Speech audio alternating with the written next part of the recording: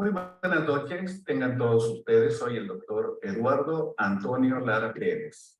A nombre de la Fraternidad Médica por la Salud, Médicos Unidos por México, les doy la más cordial bienvenida este martes 29 de agosto del año 2023. El día de hoy inauguramos una nueva sección en Médicos Unidos por México y lleva por título Platicando de Medicina y otras cosas. El tema del conversatorio del día de hoy es migración infantil en México y van a participar la doctora Elvia Josefina Artaza, que es pediatra de Argentina, Nelson Segundo Faría Montiel, pediatra de Venezuela, el doctor Arnoldo Sierra Encina, médico pediatra de Baja California, México, y el doctor Enrique Morales Olivera, maestro en salud pública, residente en Chiapas, México. Y bueno, la migración es el desplazamiento de una población de un lugar a otro y lleva consigo un cambio de residencia de lo habitual o hábitat. Las migraciones de seres humanos se estudian tanto por la demografía como por la geografía de población. En la historia de la humanidad está llena de migraciones. Por mencionar alguna, la expansión de la humanidad desde las culturas griegas, los cartagos y los romanos organizaban flujos migratorios para establecer colonias y expandir comercios. En la Edad Media, que duró un milenio, Europa fue testigo de procesos migratorios invasivos, con invasiones bárbaras y la expansión del Islam. Ya en el siglo XIX, la revolución industrial que se inició en Europa trajo como consecuencia el capitalismo y a través del imperialismo llevó a flujos masivos de migrantes transoceánicos de Europa hacia Asia, hacia América y Oceanía. Y ya no digamos en el siglo XX y XXI, pues con los medios de comunicación actuales, esto se volvió todavía más agudo e importante. Algunas personas piensan que hay beneficios con la migración. La migración tiene un impacto positivo en el área del migrante que deja atrás. Esto se traduce por la reducción de la tasa de desempleo en el país de origen. La demanda de tierra, agua, alimentos y recursos naturales disminuye, aliviando gradualmente la presión económica en ese estado. Y en segundo lugar, la migración ejerce una influencia significativa en países de acogida cuando hay escasez de mano de obra debido al envejecimiento de la población y los nuevos que llegan ocupan puestos de trabajo vacantes, lo que distribuye el crecimiento económico y base sostenible. En tercer lugar, las personas mejoran sus niveles de vida ya que tienen oportunidad de ganar más y buscar el avance en sus carreras y acceder a mayores oportunidades económicas. Recientemente han sucedido cosas terribles en México, aparte de lo que ya sabemos con los migrantes de secuestros, extorsiones, desapariciones, ejecuciones, pero hay un evento en una estación migratoria donde hubo 39 fallecidos de migrantes resguardados por la autoridad de migración. Esta es la página de internet del Gobierno de México, que ya entrando en materia de lo que es la migración infantil, se publicó en esta página todos los derechos de niñas, niños y adolescentes migrantes. Las preguntas son, ¿se llevan a cabo? ¿Realmente se aplican? Y bueno, quisiera mencionar que un bebé de 2 meses recientemente de nacionalidad guatemalteca fue abandonado por un coyote en las orillas del río Colorado, en la frontera de San Luis, Río Colorado y Yuma, Arizona. La dura realidad es que esto sucede todos los días de cientos de niños menores que provienen de Centroamérica, principalmente de Guatemala y Salvador, y que son dejados a su suerte a merced de coyotes, criminales y los peligros de un recorrido de un migrante, de lo que eso implica. Tan solo en el mes de marzo, las autoridades de migración pudieron rescatar 103 menores no acompañados. En el mes pasado, la Comisión Nacional de Migración daba a conocer el flujo migratorio por el país y que era muy considerable, ya que se habían aumentado en ese flujo el refugio de niños, niñas y adolescentes de 2021 al 23 de un 23%. Esto debería de ser una prioridad en la agenda migratoria nacional, puesto que estos niños no acompañados, tan solo en el año fiscal de 2022, y que fueron detenidos en Estados Unidos 2.760.000 migrantes, de lo cual implica que un 8% se incrementó. Y para tener una idea del problema, durante el año de 2022, el Instituto Nacional de Migración rescató a 747.000 migrantes, de los cuales 110.000 eran menores de edad. De ese total, 14.270 se encontraban solos, sin tutores, sin padres o alguien que los acompañara en el viaje. De esos, 6.000 fueron repatriados a sus países de origen de conformidad con los datos de la Unidad Política Migratoria durante los últimos 5 años. Estados Unidos ha deportado aproximadamente 217.000 menores de edad entre 2003 y 2021. Y bueno, para entrar en este tema, y siendo verdaderamente un problema la migración infantil en México, agradezco que estén aquí y hoy para opinar de este tema en el conversatorio, platicando de medicina y otras cosas, a nuestros panelistas, la doctora Elba Josefina Artaza, pediatra de Argentina, el doctor Nelson Segundo Faría Montiel, pediatra de Maracaibo, Venezuela, el doctor Arnoldo Sierra Encinas, de Baja California, México, y el doctor Enrique Morales Olivera. A todos ellos, muchas gracias, y entramos en un momento. Bueno, pues, muy buenas noches a todos. Enrique, si quieres encender tu cámara. Y bueno, yo quiero empezar por preguntarles su opinión acerca de la migración infantil. Y dado que Elba es la única mujer, voy a pedir que sea la primera en tomar el uso de la palabra, si nos haces favor. Muy buenas noches a todos, estimados colegas. Qué importante es poder reunirnos en esta plataforma para tratar un tema tan de actualidad y que creo que nos compete a todos. Realmente nuestras constituciones en América son muy generosas acerca de este tema.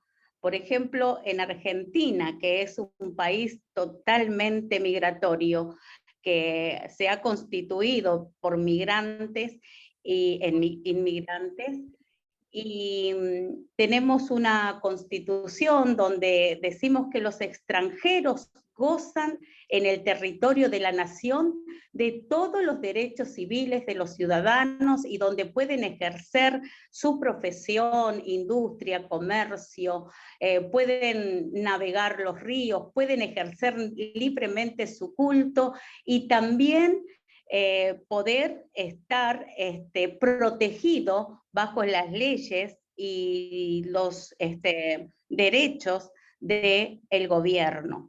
Yo veo que esto prácticamente sucede en toda América, porque cada uno de los países a cuales estamos representando y como profesionales de la salud que somos, que a nuestras manos llegan especialmente estas familias y estos niños para que nosotros pudiéramos guiarlos y ayudarlos a adaptarse en el lugar que han decidido tener por hogar. Definitivamente que tienes toda la razón, pero también en Europa están reportando más de 20.000 migrantes que han fallecido de toda la migración africana hacia el continente europeo. O sea, es un fenómeno internacional y que atañe a muchos países de los cuales migra su gente y otros que son de acogida. No sé si nos hagas favor de hacernos algún comentario, Enrique. Hola, ¿qué tal? Buenas noches. Saludos a todos. Justamente yo viví en Argentina, en Ushuaia, en Tierra del Fuego. Hice un diplomado en atención primaria a la salud y todo depende de qué perspectiva se vive. Yo ayer era migrante y me di cuenta que en ese territorio había un alto porcentaje de migrantes y éramos tratados muy bien, exageradamente bien. Pero, como dicen por ahí, como te ven, te tratan. Y el tema de la migración tiene mucho que ver con eh, cómo los seres humanos hemos ido perdiendo ese buen trato hacia los demás.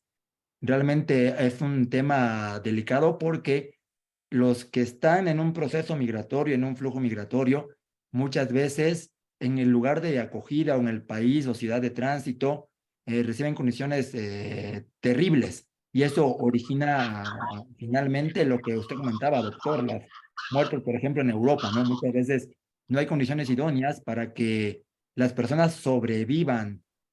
Por coincidencia, esta mañana mi coche se descompuso y rara vez se me descompone mi coche, pero sufrí en carne propia lo que significaba traer en mi espalda la mochila de mi niña con todos sus libros.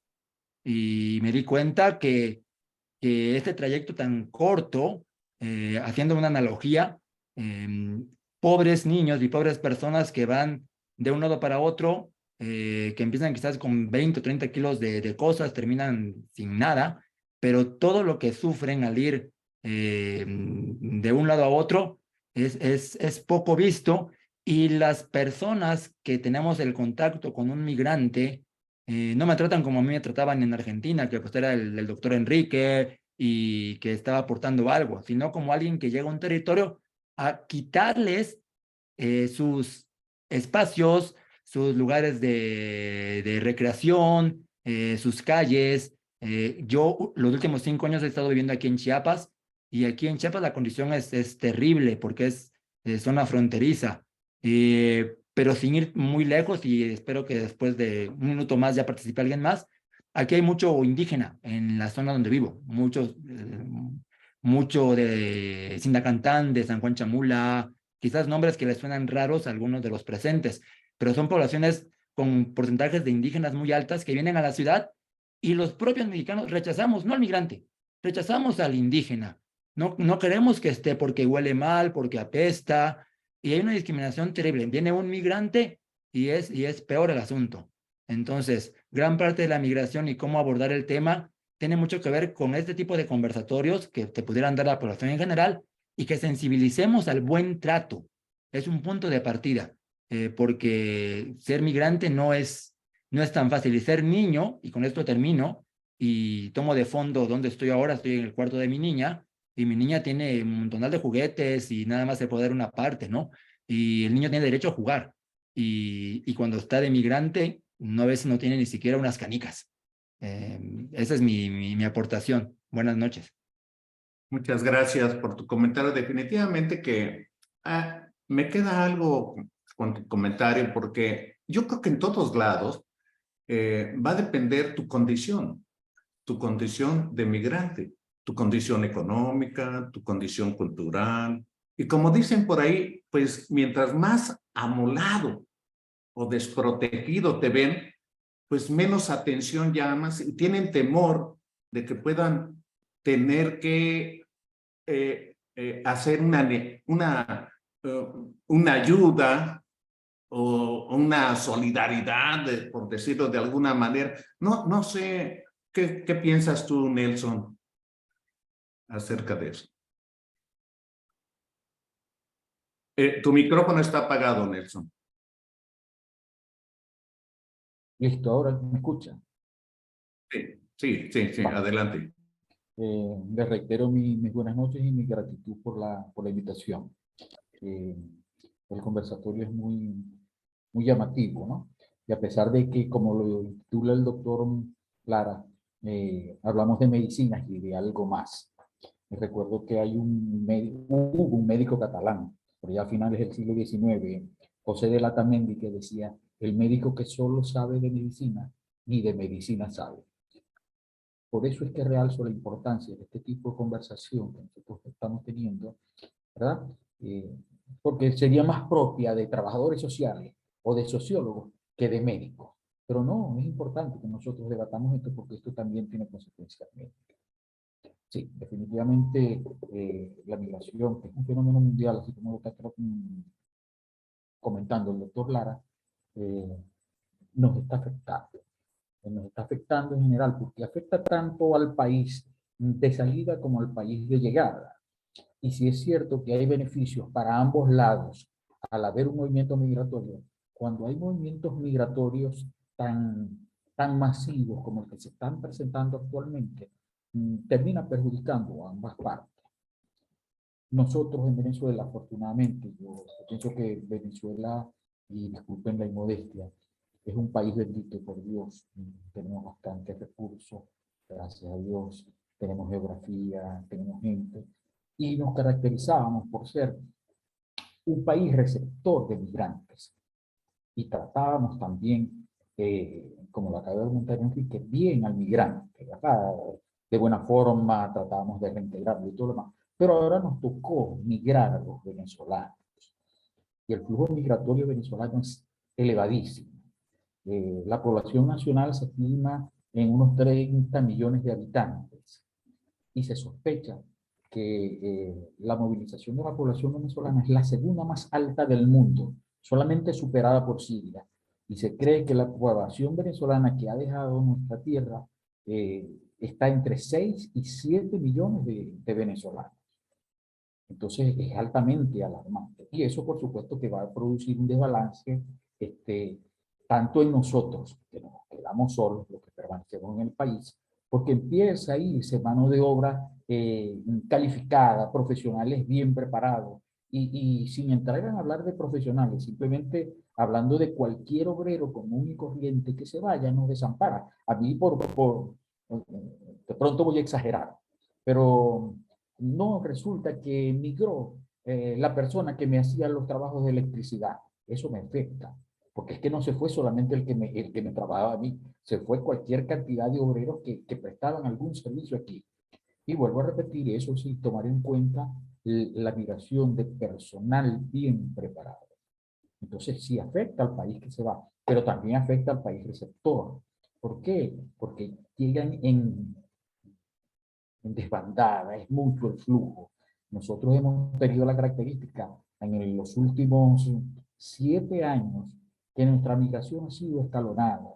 Primero migramos a Colombia, que es el país vecino limítrofe con nosotros, que comparte idioma, que comparte historia, pero también migramos a Brasil, que también limita con nosotros, aunque nos separa el idioma. Pero el migrante venezolano hizo escala en Colombia y fue a Ecuador, donde donde hay una economía dolarizada, creyendo que la dolarización de la economía lo iba a beneficiar. Resultó no ser así. Y el emigrante venezolano se fue a Perú, donde había una economía más sólida. Y después de tener una temporada importante en Perú, el migrante venezolano fue más al sur y se fue a Argentina, se fue a Uruguay y se ha ido a Chile. ¿Pero qué está pasando? En estos 7 años, ese migrante que ha ido escalonando, que ha ido pasando de un país a otro, en la medida que abandona el primer destino en el que estuvo, yo pienso que perdió el tiempo y va a llegar a un nuevo país y empezar de cero. Ahora los migrantes venezolanos que llegaron hasta el Cono Sur, ahora están pensando en migrar a los Estados Unidos y han migrado a los Estados Unidos.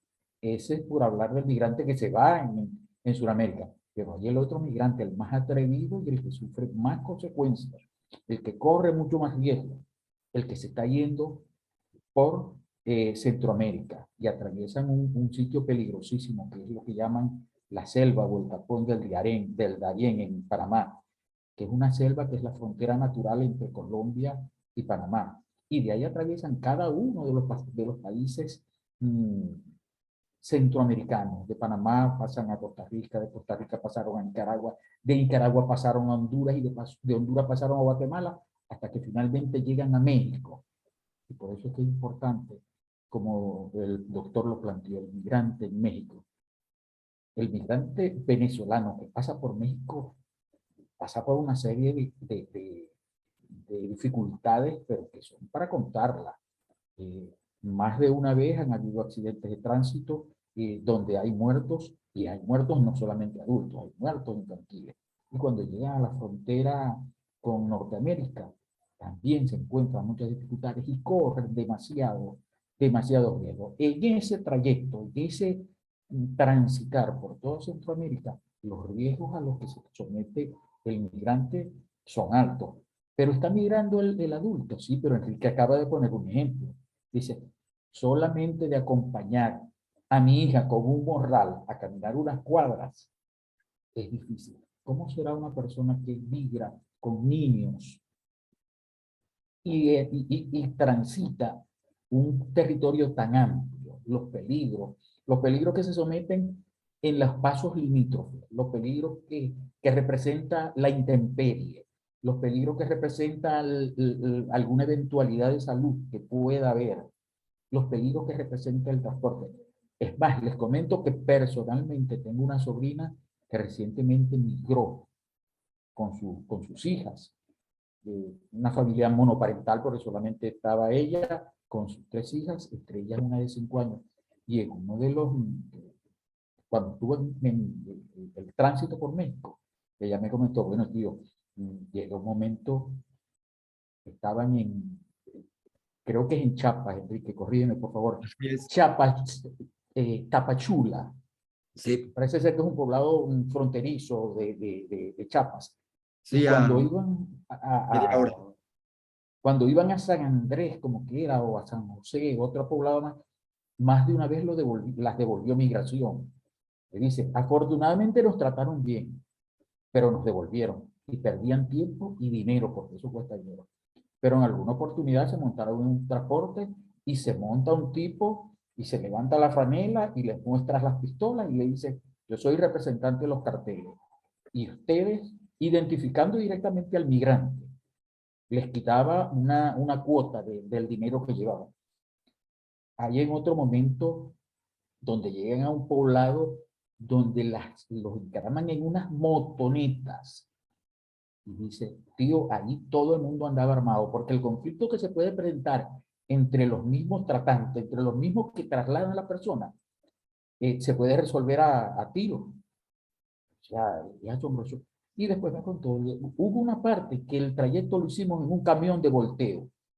Allí íbamos como vacas, como chivos. O sea, frenazo que daba el camión, frenazo que nos tiraba adelante. Brinco que daba el camión, brinco que nosotros pegaba. Cualquier eventualidad. Entonces es un riesgo altamente importante el que sufre el migrante, sobre todo el migrante que lleva a su familia, que va acompañada a su hija. Por eso me parece que el tema es altamente álgido y bastante importante. Muy amable, Nelson, nos hace reflexionar de que, pues definitivamente el migrante tiene una necesidad que las condiciones en su país no le dan lo que necesita. Antiguamente estábamos acostumbrados que el jefe de la familia, el padre, generalmente migraba para mantener en su lugar de origen a una familia, como sucede en México con muchas familias. Pero ahora vemos que toda la familia va en bloque buscando una nueva vida. A veces por la pobreza, por la inseguridad, por temores, en fin, tantas cosas que hay en juego. ¿Tú qué piensas, Arnoldo? Muy buenas noches a todos y agradezco la amable invitación. Y yo estoy localizado en el norte de México, en la ciudad de Tijuana, que es la frontera más al oeste del país. Se dice que es la segunda frontera más cruzada en forma legal después de la Ciudad del Vaticano. Aunque la Ciudad del Vaticano no tiene garitas, pero aquí Tijuana sí las tiene y se puede contabilizar muy bien. cómo se puede pasar. En Tijuana tenemos 2 vías terrestres que se pueden cruzar. Una está en lo que es el centro de Tijuana y otra en una sección que se llama Otay, que pertenece al este de Tijuana.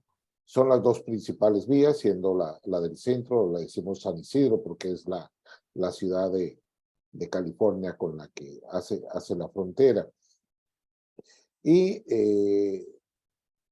tenemos muchas alternativas para el inmigrante irregular, que sería a través del mar, a través de la montaña, a través de los túneles que son ampliamente conocidos, o bien el clásico brincar la barda, aunque no es una barda. Aquí en Tijuana son 3 bardas las que tendrían que cruzar, porque son bardas agregadas por el sistema de migración. Como comentaban ustedes, pues no podemos hablar, ¿sí? Exclusivamente del migrante, del origen del migrante, sino de quién va a recibir a ese migrante. México siempre ha sido muy noble con los migrantes, los recibimos con los brazos abiertos, los apapachamos, porque teníamos la creencia de que éramos país de paso. Pero, como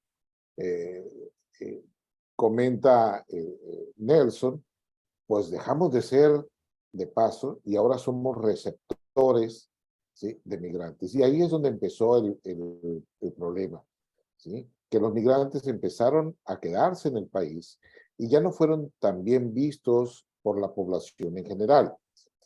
Y estoy hablando específicamente de Tijuana, ¿sí? Al grado tal de que hubo manifestaciones de que el gobierno no hacía nada, ¿sí?, por detener la migración.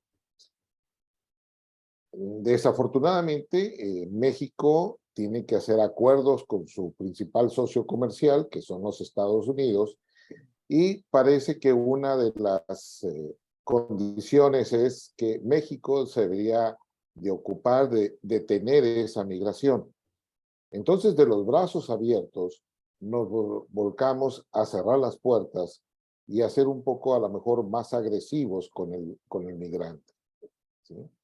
Y de ser Tijuana una de las poblaciones que con más migraciones tiene, ahora el principal estado que retiene migrantes viene siendo Chiapas, y en segundo lugar es Tabasco, y en tercer lugar Veracruz. Y es que es la vía de paso de los migrantes. Lo que ocurrió en Ciudad Juárez, en el centro de migración que hay ahí, ya lo había comentado unos 15, 20 años atrás, la Comisión Nacional de los Derechos Humanos, que no eran centros migratorios, eran mini cárceles. ¿Por qué? Porque tenían barrotes, tenían áreas de candado, ¿sí? No tenían ningún tipo de jardín, ¿sí? No se les daba, ¿sí?, alimentos en cantidad, ¿sí?, ni en horarios adecuados.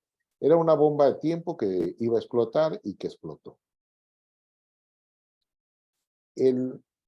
Como comentan de que anteriormente era emigrar para trabajar y llevar los recursos al país, actualmente no. Actualmente se quieren ir. Se quieren alejar de cualquier país. Y efectivamente el país que más migrantes recibimos en México es Venezuela. Por lo menos de enero a junio de este año, del 23, según la Secretaría de Gobierno, hemos recibido 87,000 venezolanos. Y es el país que más niños no acompañados también nos envía, ¿sí? Más sin embargo, ¿sí?, no hay un proceso regulatorio de qué hacer con esos niños. Y no tenemos la manera de hacerlo porque por el compromiso que se tiene con Estados Unidos, se incrementó más de un 40% el presupuesto para elementos de la Guardia Nacional para detener a esos migrantes. Mas, sin embargo, a todas las instituciones que apoyan al migrante, no nomás no se les dio el presupuesto, sino se les redujo el presupuesto. Y estamos hablando de más de un 50% en cada una de las instituciones. ¿En qué afecta esto? De que no sabemos ni quiénes entran, ni cómo entran, ¿sí? Y estoy hablando de cómo entran en el aspecto de cuestión de salud. No sabemos si los niños que llegan están vacunados, ¿sí? Si los niños que llegan tienen algún problema, alguna patología de fondo, simplemente se les aceptan. Yo no sé cuál es la manera de actuar de la Secretaría de Migración para hacer que estos niños regresen a su país. Sabemos que nuestro país hermano centroamericano, Honduras, está pasando con una criminalidad quizás un poquito más alta de la que encontramos aquí en México, en Venezuela, en otros países, y que no deberían de devolverse a ese país por la violencia que tienen. Mas, sin embargo, es uno de los que más niños, ¿sí?, se regresan. Estoy hablando de niños no acompañados, ¿sí? Los dos países que más México regresa niños es Guatemala y es Honduras. Esos son los que, la panorámica que se tiene actualmente. Muchas gracias. Fíjate que estuvo bastante amplio para el inicio, porque quedan algunas preguntas obligadas. O sea, México, ¿cómo va a proteger a su población de una enfermedad transmisible? Que esté contagiado un migrante y lo desconocemos. Pone en peligro a su población. ¿Dónde están los derechos infantiles que son universales y que lo que le corresponde a México no se están llevando a cabo?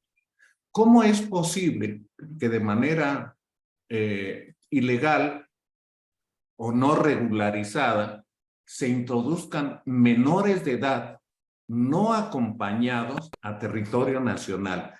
¿Cuál será el grado de responsabilidad que tenemos los mexicanos como población, las autoridades, y cuál será el futuro de esos niños totalmente a la deriva, desprotegidos, que muchos de ellos ni siquiera llegarán a la frontera, que es prácticamente la ilusión que tienen, el objetivo? No sé si alguno de ustedes quiera tomar la palabra para comentar de esto. Pues parece un problema difícil de resolver y difícilmente se va a resolver en un conversatorio o en 1000 conversatorios, porque tenemos que tomar acción como sociedad. El gobierno finalmente a veces tiene dificultades en atender a su propia población en temas básicos de salud. Hay hospitales que no se dan abasto para atender a la población que vive en el territorio. Y cuando de repente llegan más personas con un alto porcentaje de que puedan sufrir enfermedades, esto se desborda. Ningún presupuesto en el mundo va a alcanzar para poder atender tanta necesidad de atención sanitaria de los migrantes. Es por eso que la sociedad empieza a intervenir y son los propios mexicanos, las propias familias, por así llamarlas, buena onda, que terminan haciéndose responsables de dar atención a esos niños que de repente van sin sus padres. No, el tema es concientización de la población. ¿Qué tanto podemos sensibilizarlos a todos los seres humanos en general para que entendamos que nacimos migrantes y seremos migrantes, y el hecho de tener migrantes en nuestro país no es porque ellos quieran estar aquí? Ellos vienen huyendo de una situación muy complicada en su país. Por algo lo dejan. O sea, y repatriarlos a veces no es la solución más adecuada porque vuelven a introducirse, vuelven a regresar. Chiapas está siendo minimizado en cuanto a las cifras, pero yo que vivo aquí y cuando he ido a Tapachula, que es un lugar fronterizo, es impresionante la cantidad de hacinamiento y de migrantes, de enfermos y niños que están rodeados de moscas alrededor de su cara, desnutrición por todos los lados, que no creo que sobrevivan, independientemente del riesgo que corren al ser transportados por los llamados polleros.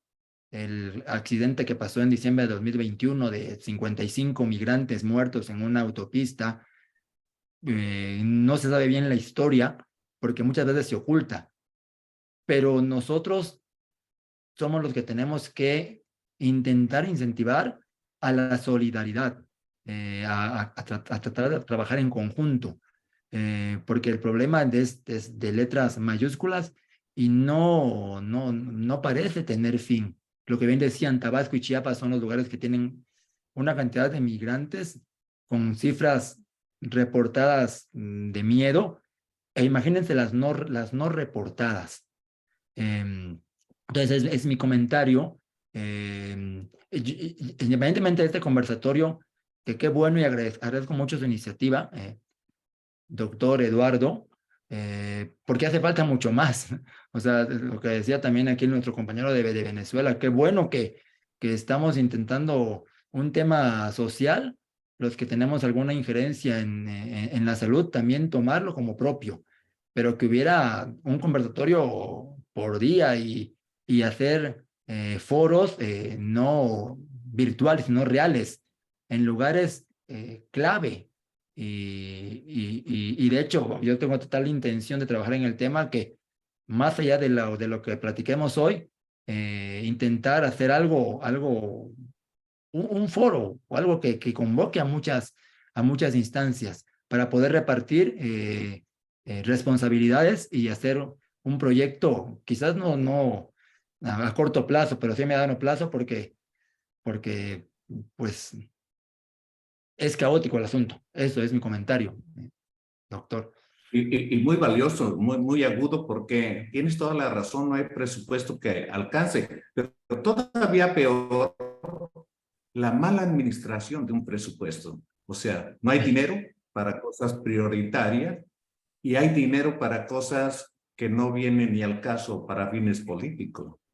Eso es verdaderamente doloroso y es en parte reflejo, con todo respeto para Nelson, que un país tan inmensamente rico y que además fue uno de los países con más riqueza petrolera del mundo, como es Venezuela, pues haya caído en una crisis social y económica tan seria que obliga a familias enteras y ahora niños no acompañados a migrar.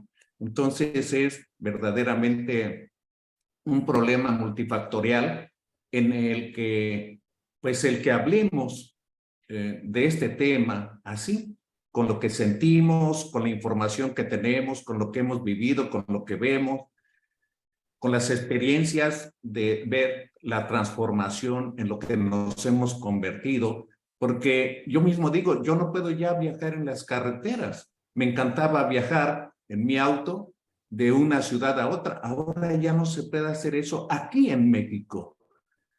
Entonces, con mexicanos, ¿no? Entonces, yo me imagino qué cosa tan terrible con la gente migrante. No sé si ustedes allá en Argentina, Elba, no sé si ustedes tengan problemas de tanta delincuencia, de tanta agresión. Yo he estado en Argentina y la verdad que son muy cariñosos. La gente argentina es bastante amigable, muy apapachadora. En ningún momento he sentido acción. ¿Cómo le dicen? Tienes tu micrófono apagado. Estoy con el micrófono prendido, ¿no se escucha? Sí, Hola. ahora ya te escuchas, sí. Ok. Sí, realmente, porque nuestro país es un crisol de raza y bueno, tenemos esa bendición de poder acoger, pero últimamente han llegado más de 2,5 millones de niños migrantes en la época de la pandemia, donde el 50% de esos niños tuvieron COVID y otras enfermedades asociadas, como estuve escuchando algunos de ustedes que decía que esto es producto también, ¿no es cierto?, de la migración.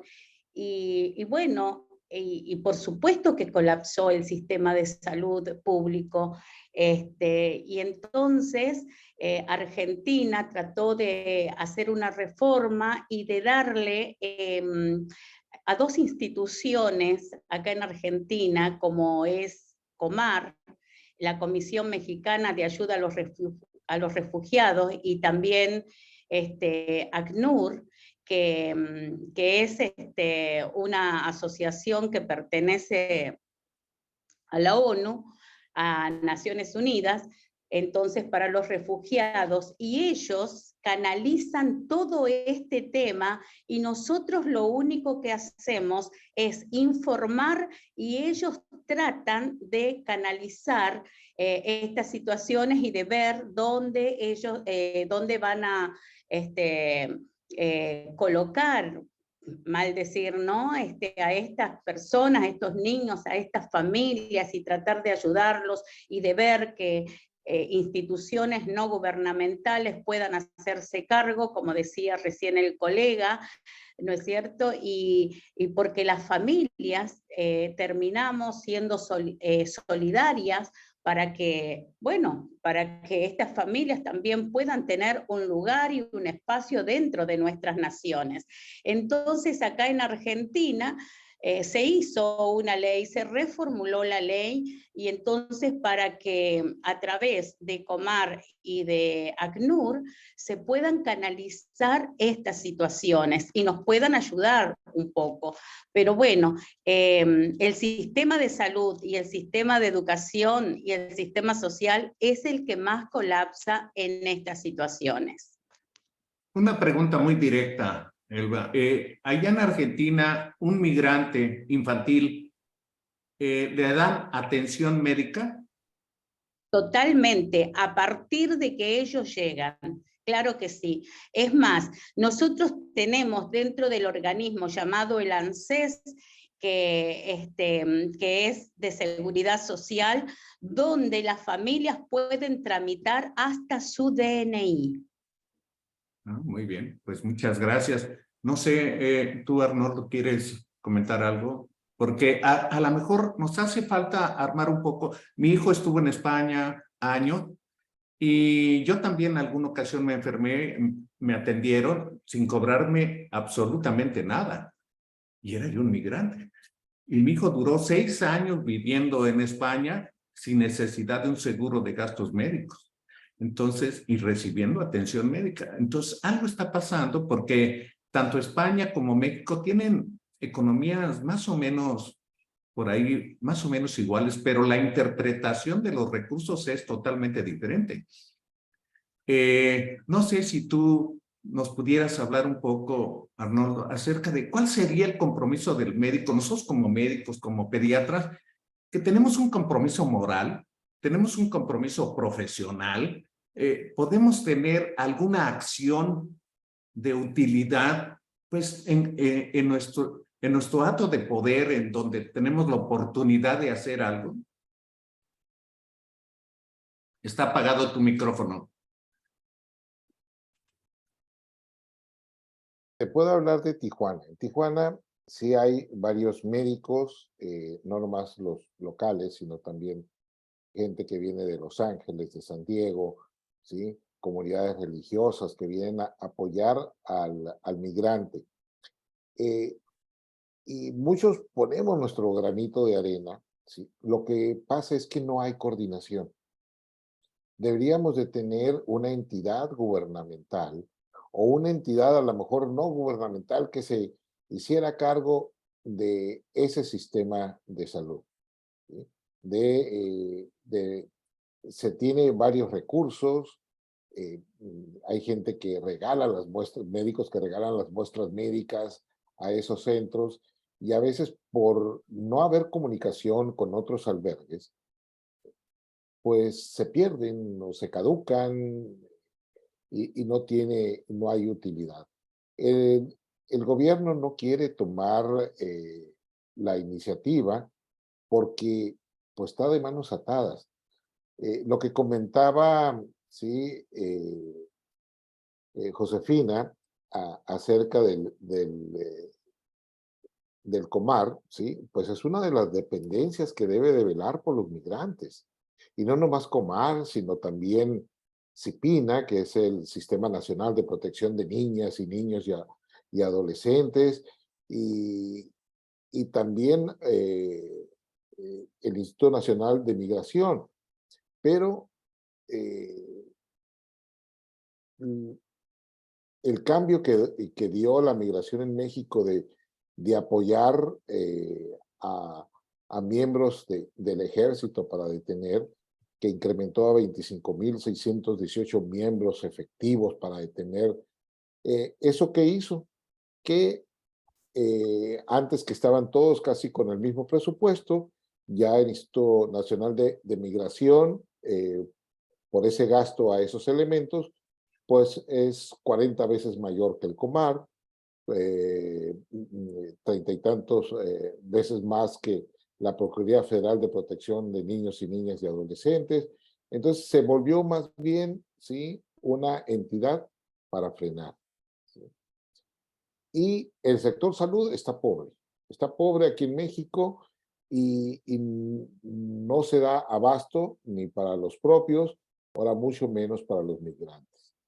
¿Quién atiende a los migrantes? Pues se atienden a través de puro servicio médico voluntario. Lo que sí no hay o no tenemos es el trabajar en equipo. Yo creo que nos falta a los mexicanos trabajar en equipo, y ahora entiendo por qué el tricolor, el equipo nacional mexicano, pues no nos va muy bien, porque no sabemos trabajar en equipo, y eso nos ha faltado, porque ayuda, apoyo médico sí lo hay, pero al no hacerlo en conjunto, sí, estamos fallando en todo. Se ha intentado tratar de jalarlos, sí, pero sienten que esto es más un movimiento político, partidista, y lo que no quieren es meterse. No, yo hago mi trabajo, y gracias por las buenas intenciones, pero aquí yo ayudo solo, o ayudo con mi grupo. Entonces, tendría que haber alguien, ¿sí?, que conjuntara todo los esfuerzos que se están haciendo. Tijuana está sufriendo, estaba viendo las estadísticas y nos estábamos quejando de que teníamos muchos migrantes, y sí tenemos muchos, son cerca de 16,000 migrantes los que tenemos, pero Chiapas tiene 120,000 de los registrados nada más de enero a junio, no más, ¿eh? No estoy hablando de los que ya estaban antes, desde el 20 o desde el 19, ¿eh? Entonces, nos estamos llenando de una población de extranjeros, y quien nos mantiene más de migrantes es Venezuela, ¿eh? ¿Sí? De esos 300 y tantos que llegan, 100,000, 117,000 son de Venezuela. De los niños que vienen, todos son, la gran mayoría venezolanos, pero no nomás son los que están llegando, sino los que nos están repatriando, ¿sí?, Estados Unidos. Estados Unidos está mandando, en este periodo que fue de 6 meses, fue cerca de 54,000 niños. ¿Sí? Y los manda por fronteras como Tamaulipas, está Nogales, Ciudad Juárez y Mexicali, y aquí Tijuana. Entonces están llegando y se están sobresaturando los albergues para menores no acompañados, que hay una entidad específica. Aquí en Tijuana, el primer día que se abrió, se llenó completamente y se tuvieron que pedir apoyo a otras entidades para que los ayudaran. Anteriormente, Tijuana, estoy hablando del 2019, tenía 32 albergues, debido a que no hay apoyo gubernamental que se daba a través de que no les cobraban la luz o no les cobraban el agua, ni siquiera alimentos, porque eso los sufragaba cada entidad, ¿sí? El gobierno decidió no darles ese apoyo, entonces de 32 bajan ahorita a 12. Entonces, se van a lo más elementales, a familias principalmente. Y muchos de ellos prefieren no hacerlo. Hay una comunidad haitiana que tenemos aquí en Tijuana que pensamos que iba a ser problemática y no. Se ajustaron, ellos sí entraron en forma legal, no son irregulares, ellos sí entraron con papeles, se les dio permiso para trabajar. Debido a que no los aceptó Estados Unidos, se les prolongó ese permiso, pero ahora ya los vemos como taqueros, como dependientes de tiendas de autoservicio, despachando gasolina, incluso los que tenían estudios ya entraron a la industria maquiladora que tiene las puertas abiertas en cuestión laboral, en puestos ejecutivos. Son los que más se han adaptado, ¿sí? Casi los centro y sudamericanos están esperando a que les den el permiso para cruzar Estados Unidos, y eso sí se vuelve una carga un poco difícil para las poblaciones porque incrementa la criminalidad. ¿Cómo buscan obtener el dinero? Pues delinquiendo. Y pareciera que ahora está cambiando un poco la tendencia, porque la mayoría quería solamente pasar por el territorio nacional en tránsito para llegar a Estados Unidos, pero ahora ya no todos, porque por ahí me están comentando que tanto en Chiapas, en Veracruz, en Tabasco, llegan personas a sacar su INE, su tarjeta del INE con 2 testigos, y alguien está manipulando ahí para que eso garantice que voten por determinado partido. Tenemos ahí un manipuleo, un manoseo político muy morboso y peligroso. Además, es un poco incongruente que haya un ingreso ilegal al país no regularizado y que los vayan siguiendo en caravanas en las carreteras sin siquiera tener ahí gente que no puede ni caminar, gente que va cargando a sus hijos, gente que va con alguna discapacidad, y el gobierno mexicano no hace nada, solamente los ve y vigila, pues no sé, que no hagan desmanes o algo, ni siquiera regulariza su estancia migratoria.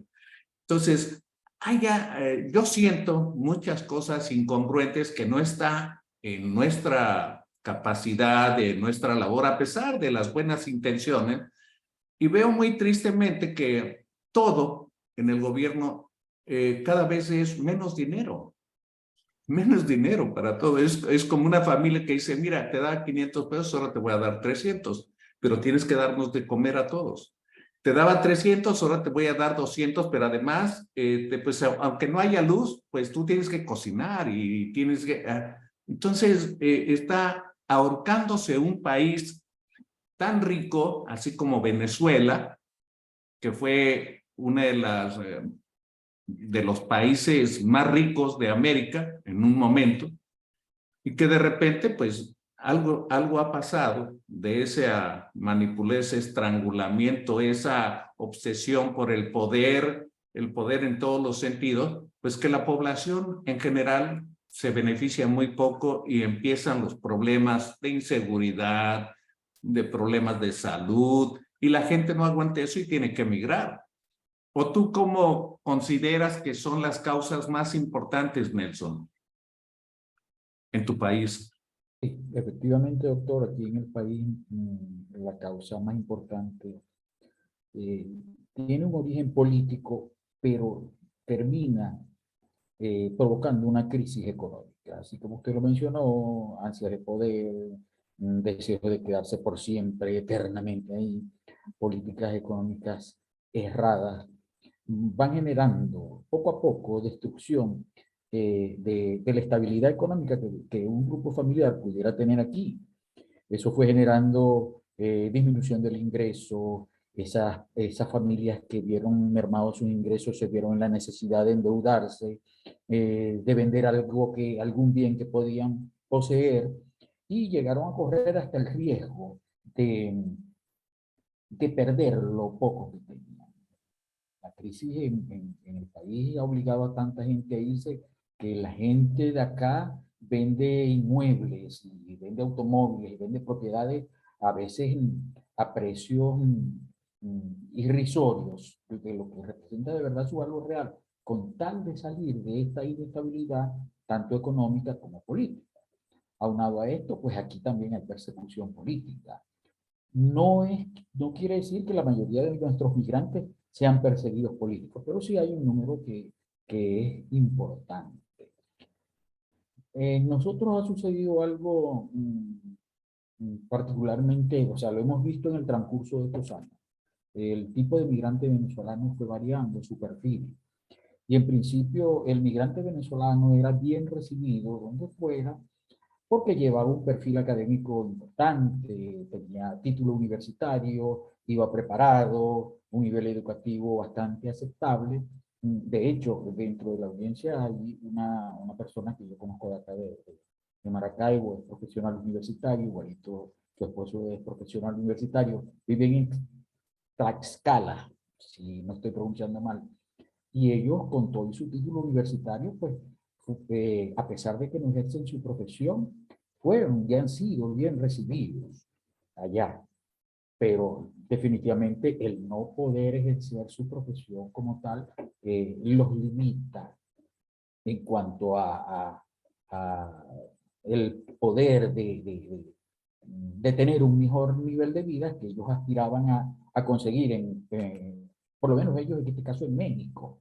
Pero poco a poco la situación se fue agravando y el perfil del migrante venezolano fue decayendo. Y ahora se está yendo hasta gente mucho más pobre y gente de tratos socioeconómicos bajos y población rural. Esa es población que se va, migra de una manera menos formal, menos planificada, llevan menos documentación, tienen menos capacidad de ejercer y puede ser duro lo que digo, pero tampoco se amolda a la cultura a la que ellos lleguen. Mi mamá decía, al país que vieres, al país que fueres, a lo que vieres. Es cierto. Y ahora hay un tipo de migrante que está saliendo que no quiere respetar la cultura y las costumbres del país donde llegan, el país que lo reciben o el país de tránsito, y quieren imponer a la fuerza su pensar de cómo es la vida y cómo se debe desarrollar. Eso está trayendo consecuencias devastadoras, porque son rechazados, son enfrentados. Entonces, deja de haber la empatía que en principio se consiguió en el pueblo mexicano, de recibir al migrante, de tratarlo bien, de apoyarlo en algún sentido, de respaldarlo, para más bien enfrentarlo, porque sienten que están llegando a una casa ajena, que se van a hacer dueños de la casa, pues, y el habitante natural de esa casa lo rechaza, lo rechaza. Y lamentablemente es así. Eso es perjudicial notoriamente para el pueblo venezolano que migra. La solución de verdad que se escapa tanto de los gobiernos y de los entes gubernamentales de los países receptores, porque la solución está en nuestra casa, no es la casa que nosotros visitamos. Organismos como el ACNUR, que es la oficina del Alto Comisionado para los Refugiados de las Naciones Unidas, hace su esfuerzo. El migrante venezolano que pasa por Panamá se consigue con campamentos del ACNUR y ellos los reciben y les ofrecen lo que les puedan ofrecer. Pero cada vez el mayor número de migrantes exige mayor gasto, por lo tanto, mayor presupuesto, como dice Arnaldo. Y las economías regionales, al parecer no, evidentemente no están preparadas para asumir ese gasto que de pronto no solamente no es planificado, sino masivo y muy amplio. En consecuencia, empiezan a sucederse irregularidades. Pero la idea es que el país receptor y los entes encargados de vigilar el bienestar de ellos, coordinen su política y sus acciones para recibir al migrante, ordenarlo, educarlo en cierto sentido, registrarlo, porque en la medida que se lleve un registro de esa población que migra, en esa medida se pueden tomar las previsiones y se pueden tomar las previsiones presupuestarias que puede originar ese flujo de migrantes. Lamentablemente no es así. Ya Arnaldo y Enrique lo han manifestado. La doctora Taza no nos lo ha dicho, pero hubo muchos migrantes venezolanos en Argentina. Posiblemente por cambios políticos se detuvo el flujo migratorio hacia el sur, pero entonces ahora corre hacia el norte y pasa por todo Centroamérica y particularmente por México. Entonces empiezan a presentarse esos choques culturales al haber cambiado el perfil del migrante que estaba saliendo de Venezuela. Creo que definitivamente un migrante pues anhela llegar a otro sitio que está mejor que su lugar de origen, ya sea para trabajo, para economía, para esta serie de cosas. Enrique, sé que quieres participar y yo te quiero aprovechar en tu participación porque mucho se habla de ¿cómo se llama? Lo de las drogas y todo esto, o se me fue ahorita la palabra organizado, ¿cómo es? Crimen organizado. Crimen organizado. El crimen organizado, la delincuencia organizada, pero pues los migrantes son presa fácil para la delincuencia y pareciera que hay un contubernio ahí, porque ¿cómo es posible que pasen tantos migrantes y que los sistemas de migración no se den cuenta? ¿Cómo es posible que haya tantos accidentes por ahí que los encuentran en camiones, en vehículos ahí muy grandes, en las cajas de los trailers? Pues tiene que haber un contubernio, tiene que haber un negocio de por medio. En fin, Enrique, tienes el uso de la palabra. Pues dos participaciones. La primera, respecto a lo que comentaba de la economía similar que tenemos con respecto a España. En México es una economía muy poderosa, inclusive hasta podríamos decir que más fuerte que la de España y muchos otros países en el mundo. Debemos estar inclusive, si no en el top 10, por lo menos en el top 20 de los países con más riqueza económica y potencial económico. Tenemos un ingreso vía nuestro socio comercial altísimo, que es envidiable, que ya quisieran tener muchos países de economías más pequeñas. ¿Y qué pasa en España? Es el buen uso de los recursos y el liderazgo. Yo en España viví aproximadamente 6 años, también por cuestiones de estudio y trabajo, y efectivamente me di cuenta que la atención sanitaria a toda la población era equitativa. El único requisito que le ponían a los migrantes que estaban ahí pidiendo atención sanitaria, es que comprobaran tener más de 90 días estando en el país. Era el único requisito.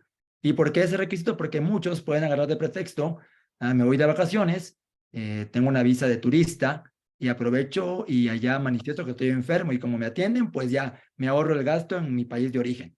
Entonces, por eso, los que están allá por estudios o que están de turismo, tienen la obligación de tener un seguro de gastos médicos que cubra esa estancia.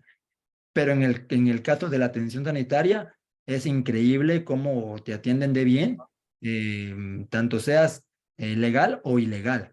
Y algo clave que se nos ha olvidado un poco en este conversatorio es el tema de la educación. Por ahí alguien comentó en el chat de que se van de su país porque no tienen condiciones favorables y que muchas veces los niños están en las escuelas porque por lo menos en las escuelas conviven y se divierten, más allá de también aprender. Entonces, ¿qué tanto los niños migrantes en cualquier parte del mundo reciben educación? Y vuelvo otra vez al caso de España. Allá todo mundo migrante, aunque sea ilegal, puede estudiar. O sea, no te rechazan, no te excluyen de la educación. Y lo viví pues, de experiencia propia.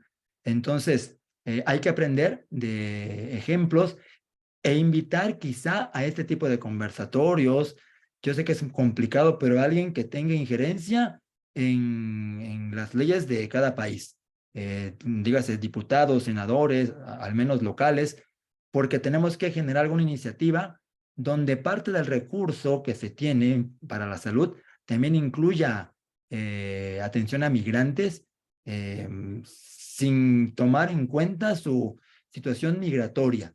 No echarlo del país, no darle una patada o no usarlo como, ya que con esto responde la siguiente pregunta, como un necesitado que no le importa de qué trabaje con tal de tener dinero o alimento. Y es ahí donde el crimen organizado en regiones vulnerables como Chiapas están haciendo uso de esa mano de obra barata para la delincuencia y para el crecimiento increíble del consumo de drogas. O sea, hay o sea, el hambre y la necesidad, ¿no? Entonces, los que están queriendo tener más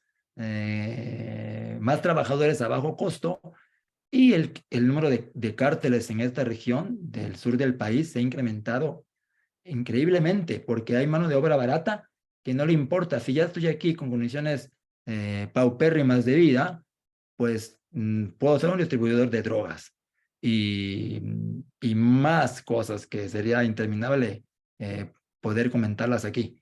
Entonces, sí van relacionados, sí hay un incremento de todo cuando un país no acoge de manera adecuada a los migrantes y hace falta más leyes que los favorezcan, más allá de leyes que los envíen de vuelta, porque van a regresar.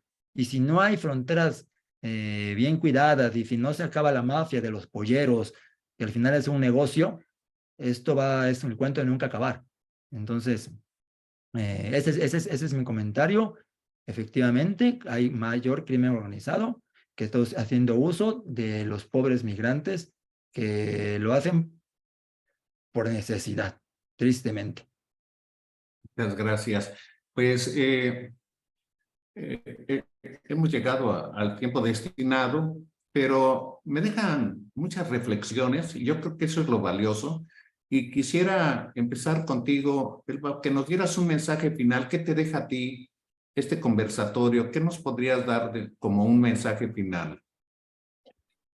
Bueno, realmente esta noche todos hemos reflexionado para ayudar y también para ver de qué manera desde mi lugar puedo aportar cada día un granito de arena para motivar y ver de qué manera traer una solución o por lo menos aportar una manera de solución a esta problemática que nosotros sabemos que cada día va a ser mayor, porque el tema de la inmigración es en todos los países y especialmente en los países de Latinoamérica, Centroamérica y que son los países más vulnerables en este caso, y nosotros sabemos que nuestras naciones tendrán que prepararse para seguir recibiendo no solamente las familias de nuestra querida América, sino también del mundo entero. Así que mi reflexión es que a partir de ahora podamos aunar fuerzas y, como decía el doctor, poder ver los mecanismos y ayudar a través del gobierno a que tomen conciencia y que podamos nosotros aportar y hacer que ellos también puedan ayudarnos y ayudar en esta situación. Muy amable, Josefina, muchas gracias por tu comentario. Nelson, ¿tú nos quieres dar tu mensaje final, tu reflexión, tu propuesta? Bueno, lamentablemente yo veo con mucho escepticismo la condición actual del migrante.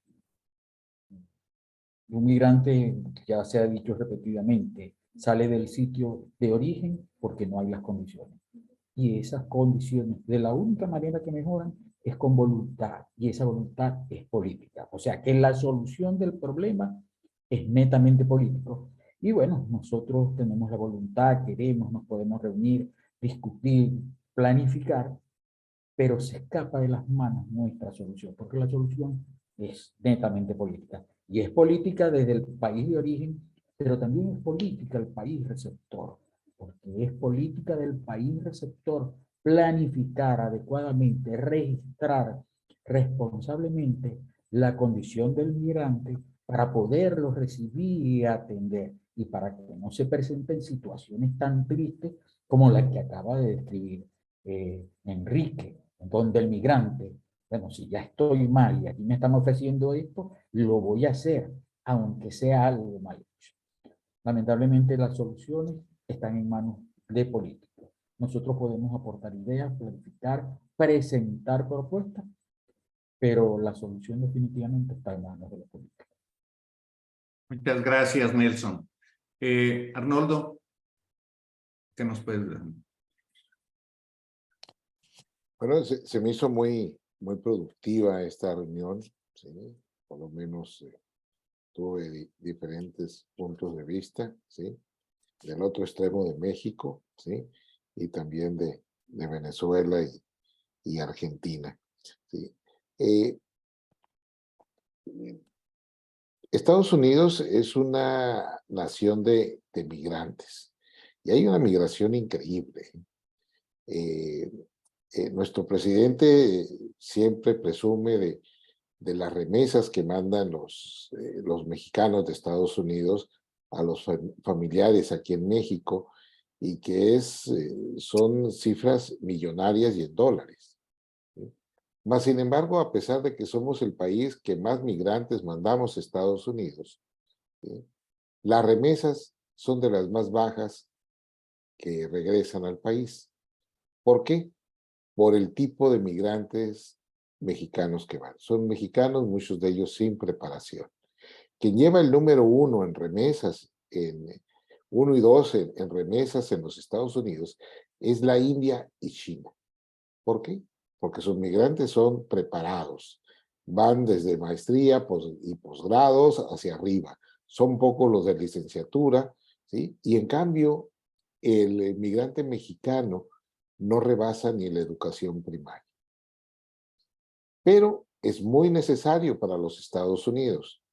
Quien ha viajado a áreas agrícolas, por ejemplo, en California, al norte de Los Ángeles, hasta San Francisco, está plagado de campos agrícolas y todo, y ahí se ven a todos los paisanos, que a lo mejor no nomás son mexicanos, son centro y sudamericanos, y muchos de ellos indocumentados, y el sistema de migración de Estados Unidos ni los toca. ¿Por qué no los toca? Porque si no, no hay producción de vegetales, son un mal necesario para ellos, ¿sí? Cosa que no hemos podido aprovechar nosotros de los migrantes. Si tenemos tanto desplazados mexicanos a Estados Unidos, pues sí es conveniente que a veces lleguen nuevas generaciones de otros países, ¿sí?, a ocupar los lugares que no estamos ocupando nosotros aquí. Mas, sin embargo, lo que hacemos es reprimir, lo que hacemos es no apoyarlos, no le damos apertura a que puedan buscar trabajo en nuestras localidades, y ahí dejaría de haber ese problema si hubiera una visión diferente. En cuestiones médicas, siempre el jefe de servicio es un médico y es de la especialidad del servicio. El director del hospital es un médico. Más, sin embargo, en puestos de gobierno eligen, ¿sí?, a personas que no están dentro de la misma ruta académica. Ponen de director médico, ¿sí?, del Seguro Social, a alguien que no es médico. Ponen de director de la empresa de energía eléctrica en México a alguien que no es ni ingeniero electrónico. Entonces, se pierde esa visión de poder progresar y poder salir adelante. Aquí me ha tocado con la gente de migración que he querido entrevistarme de los 3 niveles del gobierno, que primero quieren que uno les diga qué quieren que hagamos. Ellos no tienen ni la visión de qué es un migrante, de qué es la migración, y quien saca el trabajo adelante es la secretaria. Entonces, si desde el gobierno no se empieza a mejorar esto, por lo menos aquí en México, en la entidad donde yo vivo, pues no se va a poder, ¿sí? Mejorar la atención hacia el migrante. México tiene quizás las mejores leyes del mundo. A lo mejor los países de ustedes las tienen exactamente igual, pero no se aplican, ¿sí? Las tenemos y no tenemos el resultado de la aplicación de ellas. Simplemente están, si alguien se las recuerda, pues se hacen de la vista gorda o dicen que las desconocen, pero no es gente preparada que está en los puestos de gobiernos adecuados. Yo creo que ahí deberíamos de empezar para poder hacerle al migrante, ¿sí?, un tránsito adecuado. Y como parafraseando un poco al doctor Stein, que fue presidente de la Academia Americana de Pediatría, de origen guatemalteco, y que ahorita se refirió, ¿sí?, Enrique, a él, los niños no migran, los niños huyen. Y están huyendo de toda Latinoamérica hacia Estados Unidos, creyendo que ese es el país del ensueño. Gracias, doctor Eduardo Lara, por su invitación. Muy amable, Arnoldo Sierra. Enrique, pues un mensaje final antes de que cerremos la transmisión.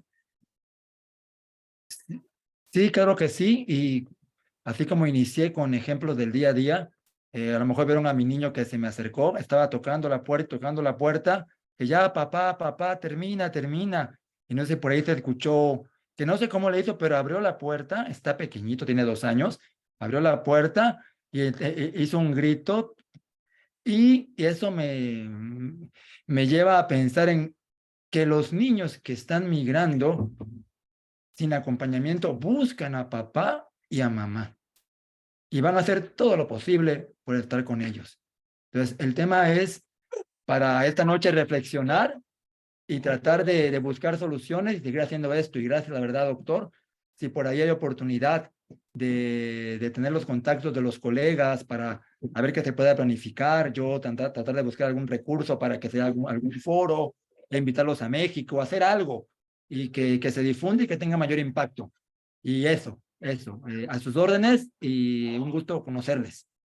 Muchas gracias, Enrique. Fíjate que el primer Congreso de Pediatría de Primer Contacto en el 2021 hicimos un taller de migración y nos ocupaba tanto, nos preocupaba tanto como ahora.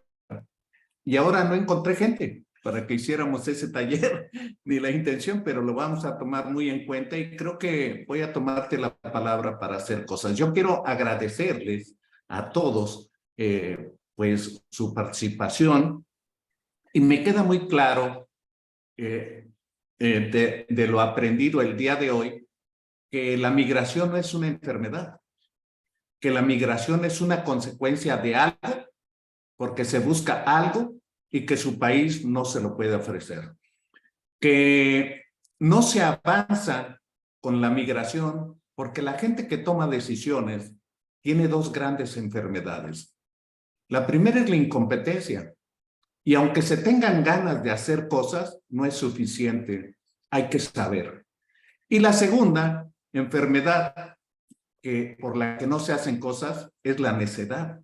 Porque esa gente incompetente cree que está haciendo lo correcto para los fines que él considera, sin la sensibilidad ni el conocimiento de lo que está pasando. A nombre de la Fraternidad Médica por la Salud, Médicos Unidos por México, agradezco el favor de su atención a todos los que estuvieron presentes en este salón de Zoom. Agradezco a la doctora Elba Josefina Arteta Artaza de Argentina, su participación, al doctor Nelson Faría, su participación, al doctor Arnoldo Sierra y al doctor Enrique Morales. Muchas gracias a todos y hasta pronto.